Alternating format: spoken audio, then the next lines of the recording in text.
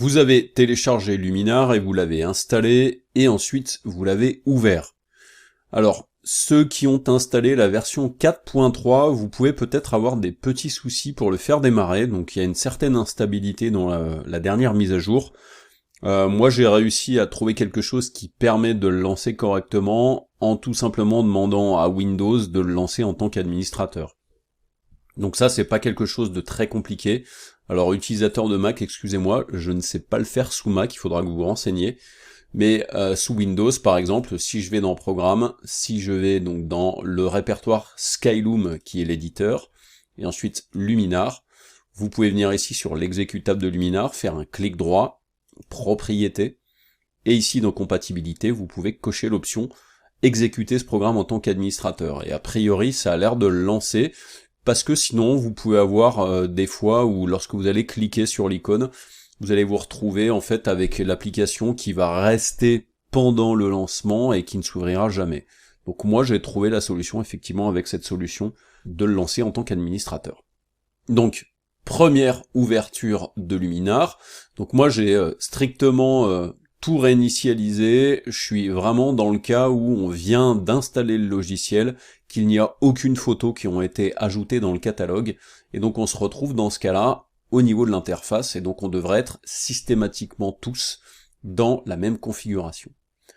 Donc on va commencer bien entendu par l'interface. Donc vous allez tout de suite remarquer que Luminar c'est extrêmement simple en termes d'interface.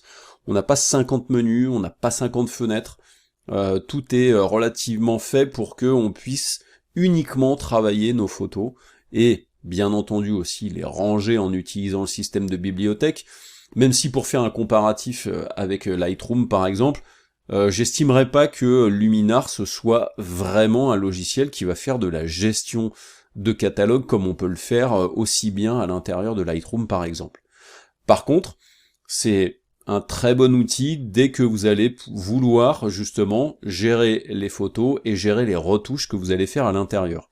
Et concernant les retouches, la capacité principale de Luminar, c'est de faire des choses relativement automatiques en utilisant un système d'intelligence artificielle qui là aussi ne vous permettra pas d'avoir forcément les mêmes outils ou des choses aussi précises que ce que l'on pourrait avoir par exemple dans Photoshop ou encore Lightroom ou encore Affinity Photo par exemple, si on va chercher ailleurs que chez Adobe.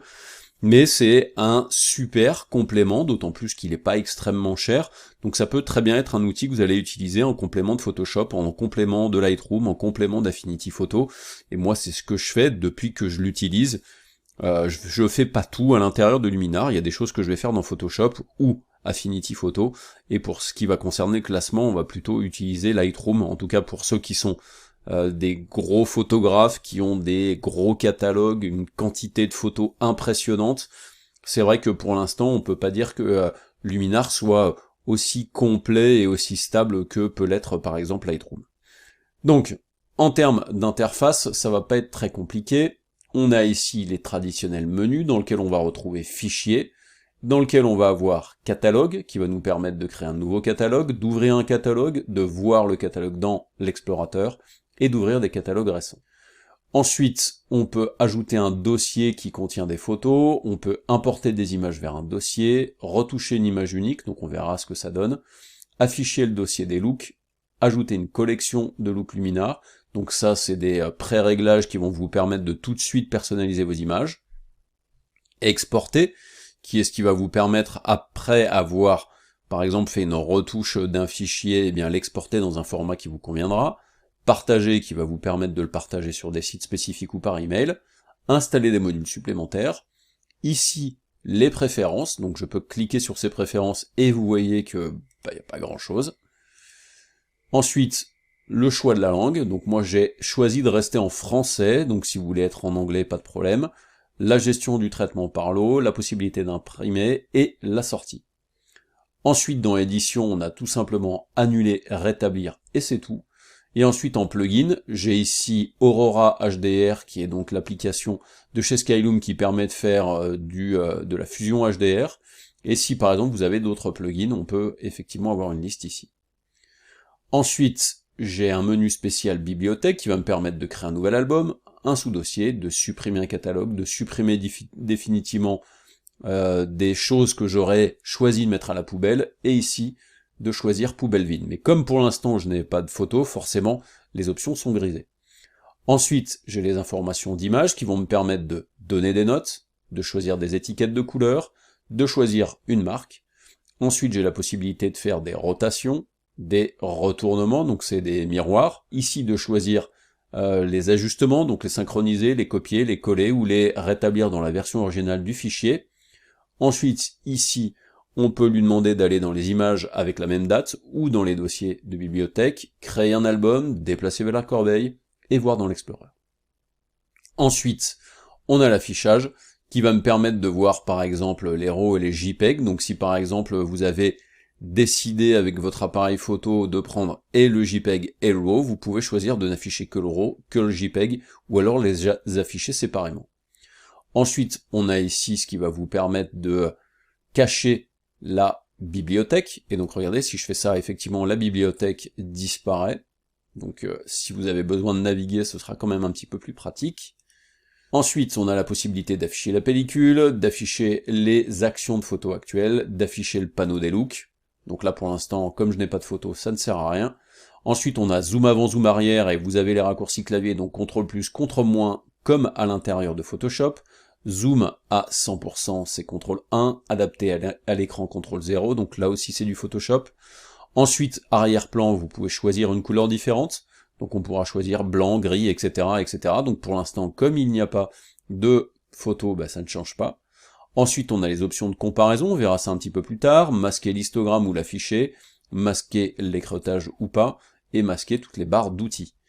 Ensuite, on a ici fenêtre, donc placé dans le dock, donc c'est minimiser, zoomer, et après on a l'aide dans lequel on va avoir les informations à propos de Luminar, donc on voit ici ma version c'est la 4.3.0,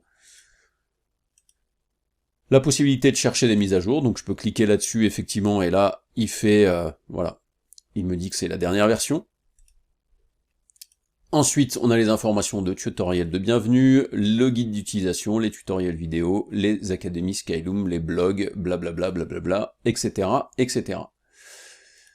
Ensuite, pour continuer avec l'interface, vous avez ici un petit plus qui va vous permettre, lorsque vous allez cliquer dessus, d'ajouter un dossier dans lequel il va y avoir des photos, ou alors de faire une retouche d'une image unique.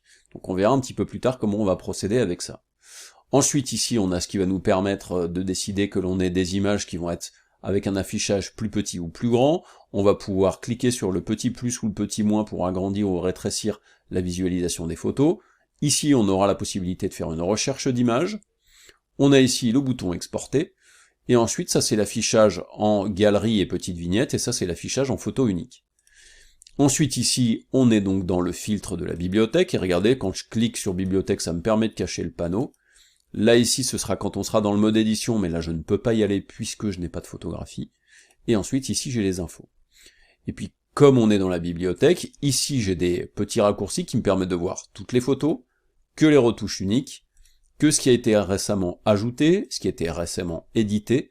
Et donc là vous voyez qu'il y a même des petites flèches qui permettent de développer et de voir aussi les informations des dates, ou les informations qui concernent la date récente d'édition. On a ici la possibilité donc d'aller dans la poubelle, et là on va pouvoir donc avoir les albums, les dossiers. On peut ici cliquer sur masquer et afficher, donc on verra ça un petit peu plus tard.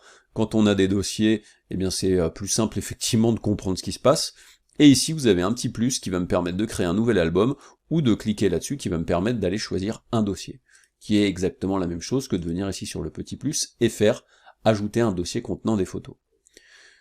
Donc là par exemple j'ai créé un nouvel album, je peux très bien faire un clic droit et je peux faire supprimer l'album ou le renommer. Et puis là d'ailleurs vous voyez qu'il y a même la possibilité de le rajouter aux raccourcis, c'est-à-dire les raccourcis qui sont ici.